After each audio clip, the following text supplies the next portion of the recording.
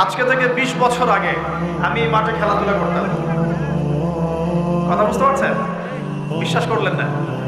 আজকে থেকে 20 বছর আগে আমি এই মাঠে খেলাধুলা করেছি।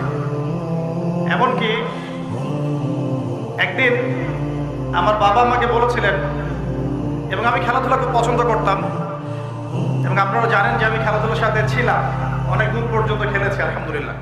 তো আমার বাবা আমাকে বলছিলেন যে খেলাধুলা করতে যেতে ইচ্ছা করছে। আমি বললাম যে হ্যাঁ। তো আমার মনে আছে ঠিক ওই যে ছেলেগুলো যেখানে দাঁড়িয়ে আছে ওই জায়গাটাতে আমি খেলছিলাম। আমার ব্যাচমেট যারা আছেন এখানে উপস্থিত হয়তো তারা জানবেন বিষয়টা। ক্রিকেট, অবশ্যই ক্রিকেট। আর ক্রিকেট খেললে আমি ব্যাটিং করতাম, বলিং করতাম না। ব্যাটিং করেই পালাতাম, ফিল্ডিং করতাম না, এত খাটনির মধ্যে নাই। তো খেলতে খেলতে শুনলাম যে বাসায় আমার বাবা মারা গেছেন, ইন্না লিল্লাহি ওয়া ইন্না ইলাইহি রাজিউন।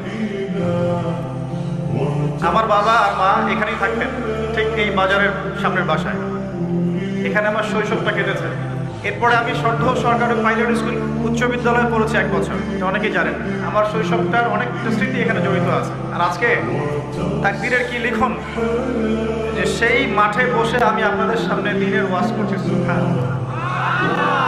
আল্লাহ পাক কিভাবে মানুষের তাকদীর লিখে রাখেন। হয়তো সেদিন আল্লাহ পাক আসমানের উপর থেকে দেখছিলেন এই ছেলেটা যেখানে খেলছে আর 20টা বছর পর সে এখানে ওয়াজ করবে, তাই না? আল্লাহ পাক সব জানতেন না? আমার পাশে ওস্তাদকে দেখছেন, এই যে ছোট ছেলেটা তেলাওয়াত করে গেল কোরআন, তার চেয়েও ছোট বয়স আমার, তখন 7 থেকে 8 বছর হবে। আমার কোরআনের হাতে খড়ি হয়েছে ওস্তাদ নজরুল হুজুরের কাছে।